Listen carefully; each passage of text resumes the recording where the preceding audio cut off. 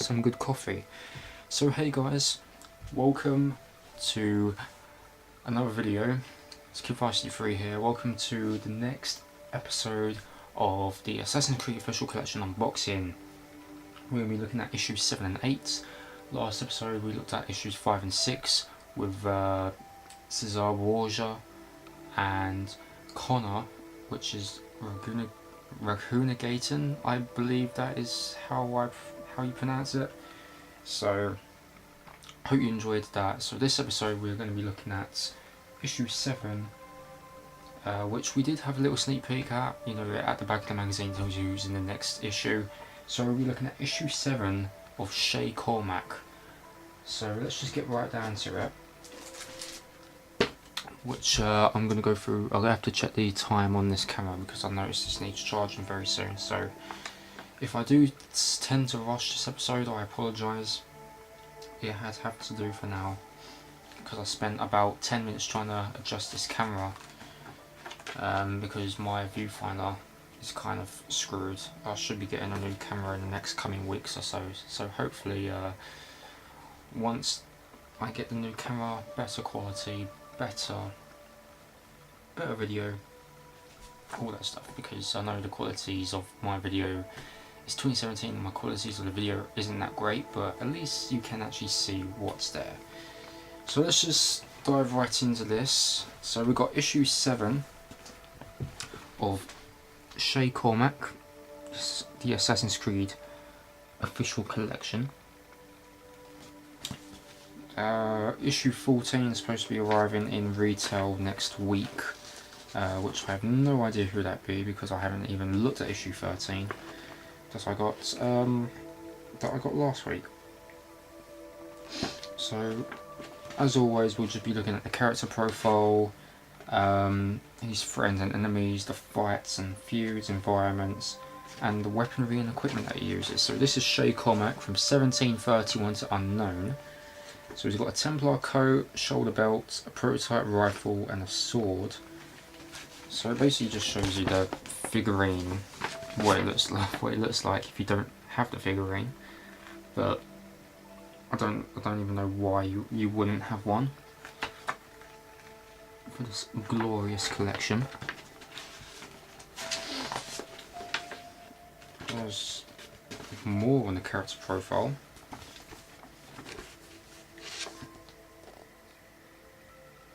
I'm just gonna, skim through this and probably make this video kind of short for what it is, because there isn't really not much to say about these. Just basically going through these magazines and the figurines, and that's basically it. So these are the friends and enemies. So Shay Cormac's friends and enemies. We got Colonel George Monroe, Christopher Gist, Haytham Kenway has made a return again. Benjamin Franklin. Allies and opponents became blurred in Shay's life. People who in his earlier years were compatriots and friends become his enemies and foes once he switched his allegiance from the Assassin Brotherhood to the Templar Order. So again, just George Monroe right there. Of course, there are scenes from the games, screenshots. We've got Christopher Gist right there. Haytham Kenway makes a return in the screenshot below, and we've got Benjamin Franklin.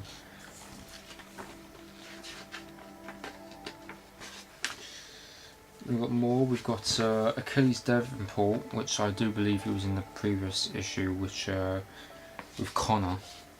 We've got Leon O'Brien, Hope Jensen. Kisigowasi?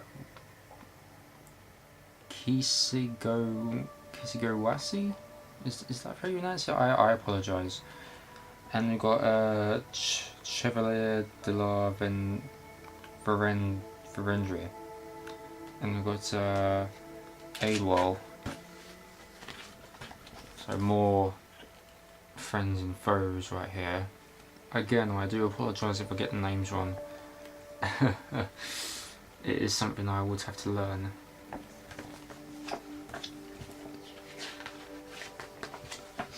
Now we are looking at the fights and feuds. So we've got the Lisbon disaster, the Arctic expedition, Versailles, and we got Shay Comet killing AWOL. Arno Dorian works to unite the Templar and Assassin faction during the French Revolution, but ultimately fails. Shay barely manages to escape Lisbon during the catastrophic earthquake. So, much more the fights and feuds that Shay Comet has been involved in. But the biggest one is the Lisbon disaster from 1755. And we've got the environments now, so we've got Master of the Domain. As both an assassin and Templar, Shay Cormac traversed the globe in his pursuit of a better, fairer world. His expeditions would take him on the North Atlantic Ocean to the Lisbon Temple in Portugal, a mission that forever changed him. So we've got the 7 Years' War, we've got New York, surprisingly, the Lisbon Temple, the North Atlantic, and the Hudson River Valley. So, just a little look at that.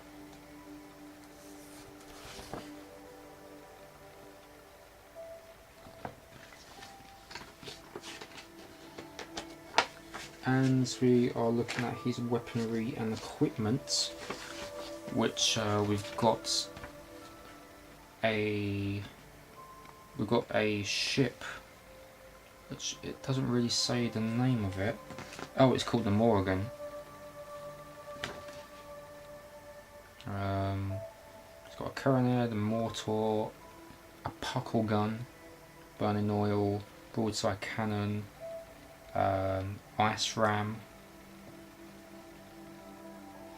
So the ice ram was to break ice sheets, damages every ship's hulls, charge rams enemy ships at high speeds. And one of the weapons he has is the air rifle. So this is the ship, 1752, the Morrigan. Shows you.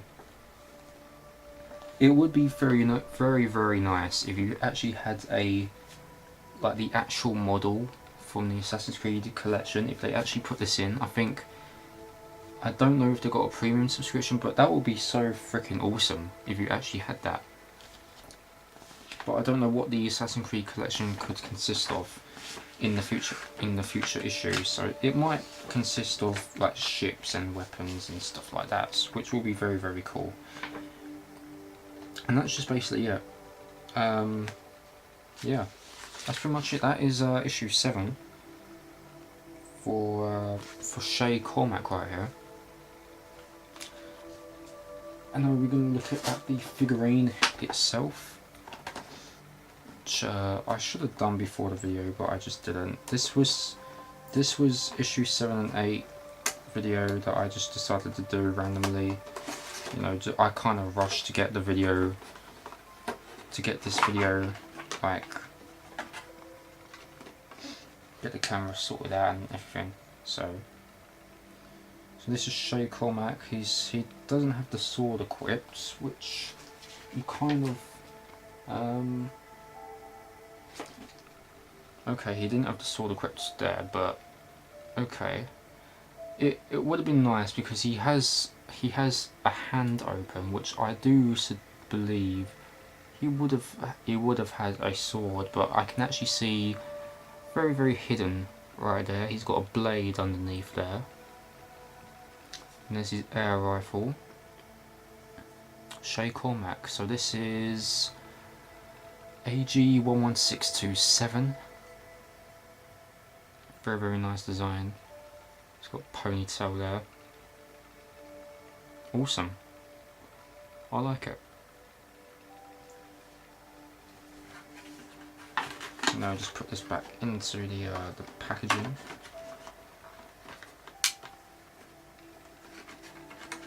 Make sure the tape doesn't go into the other layer of the plastic here. like most of these packaging for the figurines, you know, they have one layer of plastic and then you've got like the outer piece which has this card buried underneath it, so it kind of protects it in a way. But that is not how it was done for issue 8, which we'll be looking at, because the figurine, like one part of the corner of it, the plastic has been destroyed in a way, but the figurine still holds into place, so that is one good thing. But I'm just kind of worried. I didn't even realise as soon as I opened it out of the packaging. So yeah, I'm gonna have to be careful with that one. So issue 8, we looked at Shaker Mac. Issue 8, we had a look at Jacob Frye in issue 4, I believe. Issue 8, we are going to be looking at Evie Frye. There we go, issue 8, Evie Frye. So I believe this is his sister. I'm not too sure, because just to recap, I've only played a bit of Assassin's Creed 1, and I've only completed Assassin's Creed 2 and Brotherhood, so I need to play the rest of them. So this is just my entire guess. I believe this is his sister, Jacob's sister. So let's get right down to it. So the character profile, 1847 to unknown. So she has a half cape, a bespoke hood, a timepiece, and a pistol. She's got 3 different pistols, okay. Evie had a preference for ranged weapons such as pistols and throwing knives.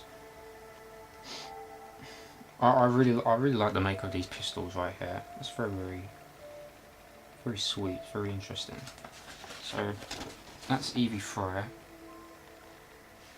That's what the figurine looks like, basically, in picture form. We'll be looking at the figurine after we've looked through this magazine. More on the character profile. Born to assassin's parents, Evie Frye was trained in the ways of the Brotherhood from an early age. When her father died, Evie moved to London with her twin, Jacob, where they fought to protect the less fortunate. So, okay, it's okay. Jacob is her brother. So I was right, but they're twins basically. They look nothing alike in a way, but I don't know why it's twins. Yeah. And it just talks about her early Brotherhood activity.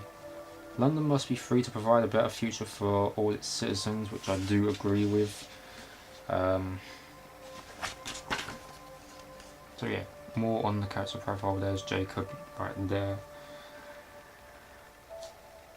Very nice.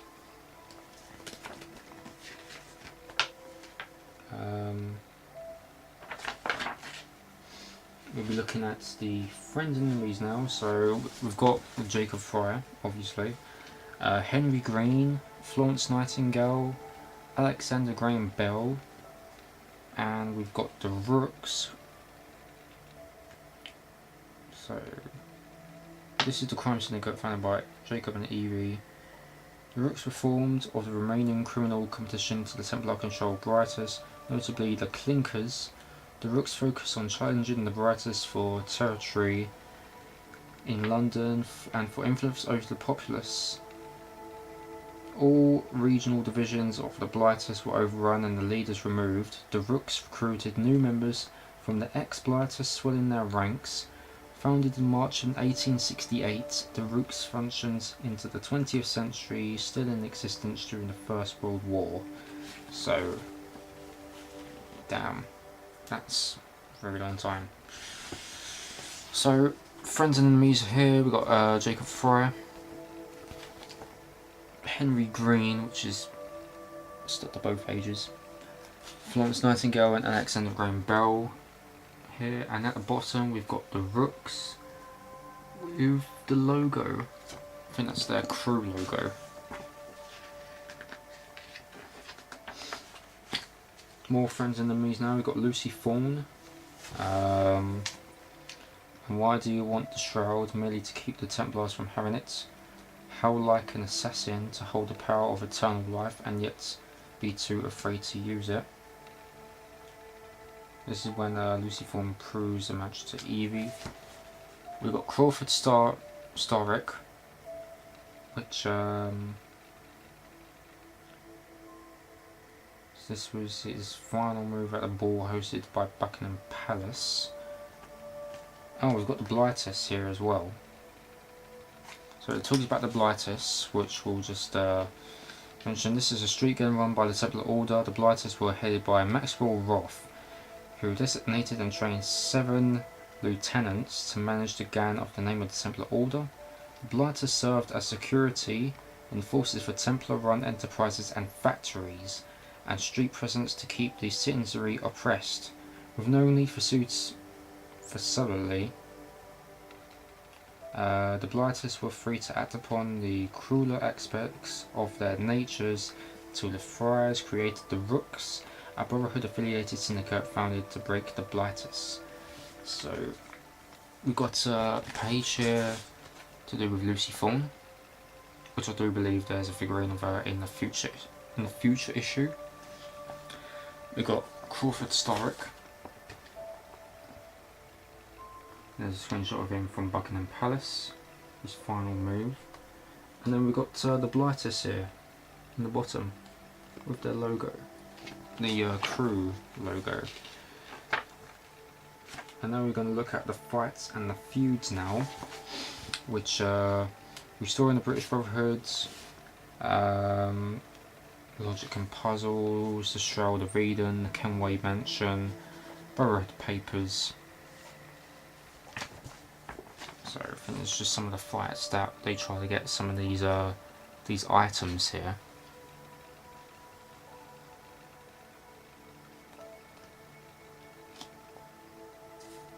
This is Shroud of Eden, Kenway Mansion right here. Brotherhood Papers. I apologise if this is actually bad quality, and I just noticed my camera needs to put the charger in. So we'll quickly do that after this magazine. So this is the environments now. We've got London, of course, the Tower of London, Buckingham Palace, and St Paul's Cathedral. So nothing really special here for me. Being living outside of London, just outside of London, about, say, almost about an hour away. So yeah, Buckingham Palace, St Paul's Cathedral, Tower of London. You know, I've seen these locations. And then there's the weaponry and equipment now. So we got Cain and Abel. We got a cane sword, Eevee's notebook, throwing knives. One of the pistols she has is a revolver. And she's got some hidden blade modifications. Her hidden blade also incorporates a rope launcher, so that is awesome. So we'll just quickly look at this.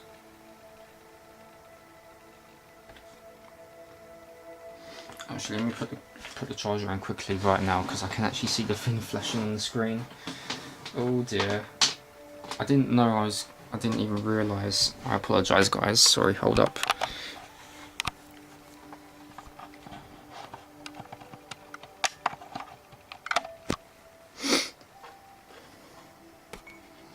Oh dear.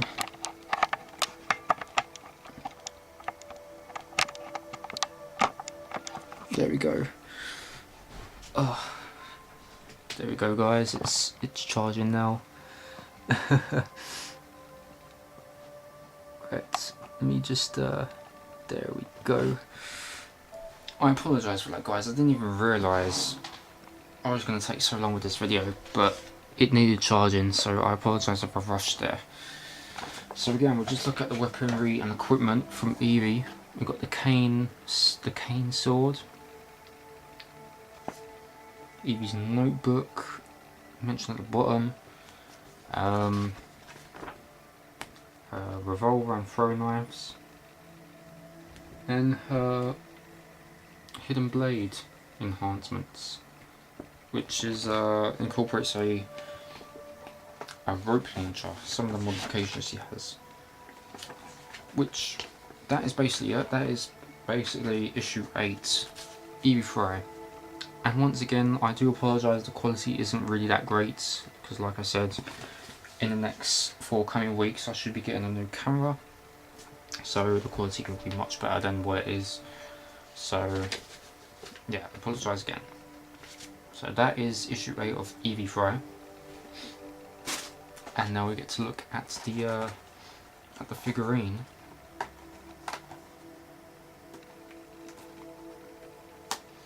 Which, like I mentioned, as you can tell, this is the bit of plastic which is broken, and I don't make it worse. It kind of holds into place, but it's one of those things you can actually take the plastic off, and then you can actually feel like the stand of the figurine, not the figurine stand. But this is something I would have to keep an eye on, or I might just have to protect it in like bubble wrap or something.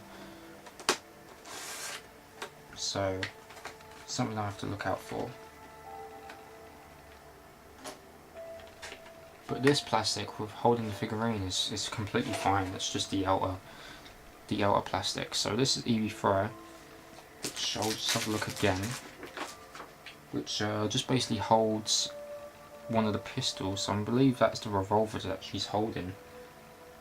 Actually, tell a lie. It's just a regular pistol. Can't really tell what make it is though. But that's Evie Frye, which at the bottom is AH01336. So just have a quick look at Evie. It's got the pistol right here.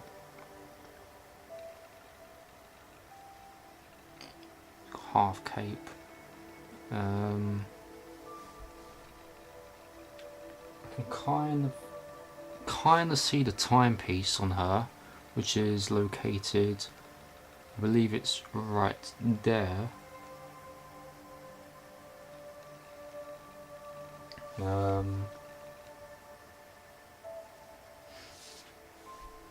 What else? Obviously she's got a bespoke hood.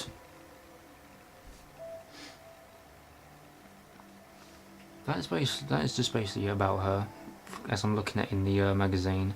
But yeah, she's in that stance where she's walking down the street with the gun in hand. Very, very nice. I like it. Very good stuff. Let's put it back in the plastic now.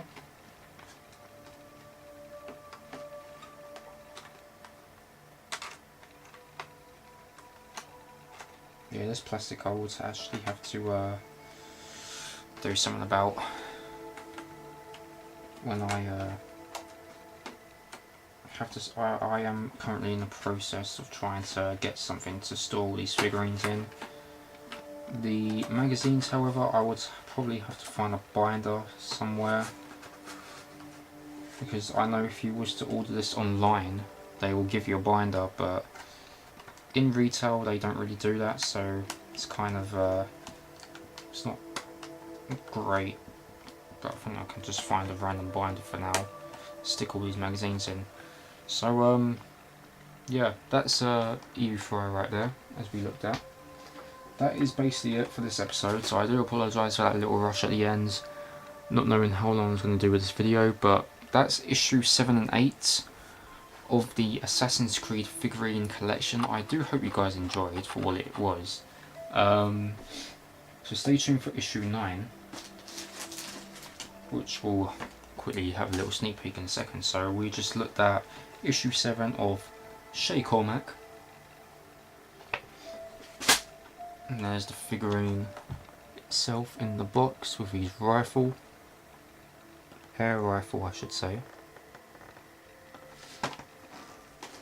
And then of course we had a look at issue 8's Evie Frye, Jacob's sister, with as you can tell, one of her pistols. Very good stuff. So coming soon to the next episode, issue 9. We don't know what's in issue 10, so that is something you have to check out in the next episode. So issue 9 we'll be looking at Aveline the Grand Prix, or Aveline, I do think that's how you pronounce it. So that is issue 9 coming in the next episode, as well as issue 10. So we're looking at Aveline the Grand Prix. So stay tuned for that. That is it, guys. Hope you enjoyed. Again, if you are interested in this sort of thing, I'll put their website in the description down below, because they do ship these out in both the UK,